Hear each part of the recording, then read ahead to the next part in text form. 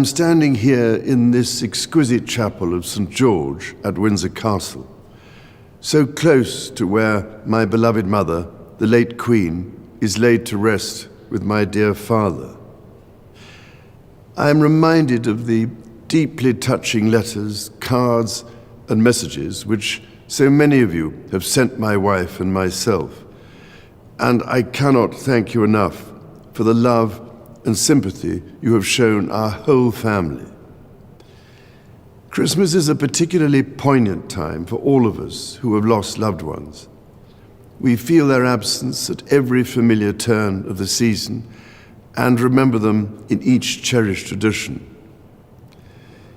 In the much-loved carol, O Little Town of Bethlehem, we sing of how in thy dark street shineth the everlasting light.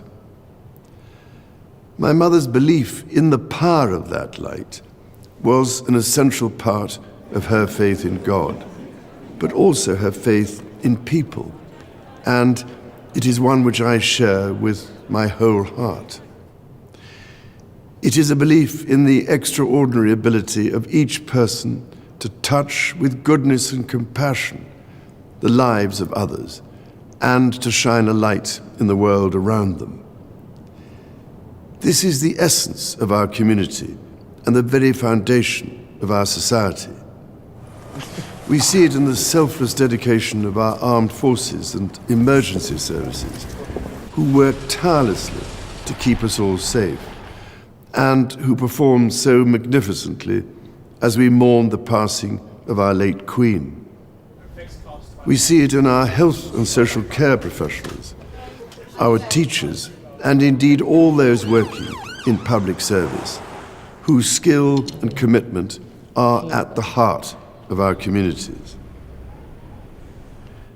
And at this time of great anxiety and hardship, be it for those around the world facing conflict, famine, or natural disaster, or for those at home finding ways to pay their bills and keep their families fed and warm, we see it in the humanity of people throughout our nations and the Commonwealth who so readily respond to the plight of others.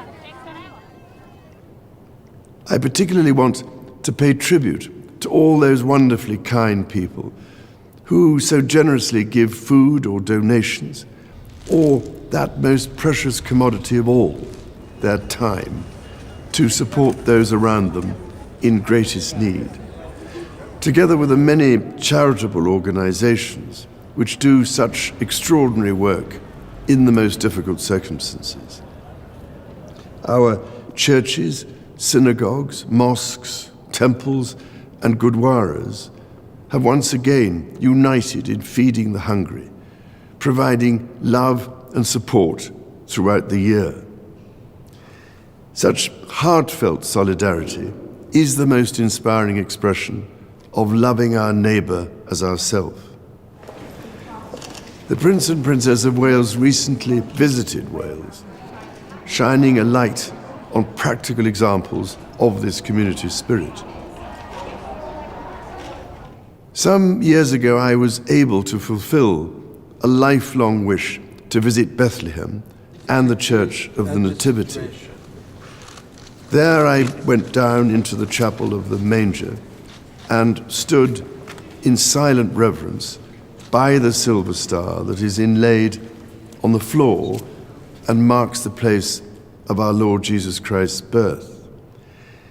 It meant more to me than I can possibly express to stand on that spot where, as the Bible tells us, the light that has come into the world was born. While Christmas is, of course, a Christian celebration, the power of light overcoming darkness is celebrated across the boundaries of faith and belief. So whatever faith you have or whether you have none, it is in this life-giving light and with the true humility that lies in our service to others that I believe we can find hope for the future. Let us therefore celebrate it together and cherish it always. With all my heart, I wish each of you a Christmas of peace, happiness, and everlasting light.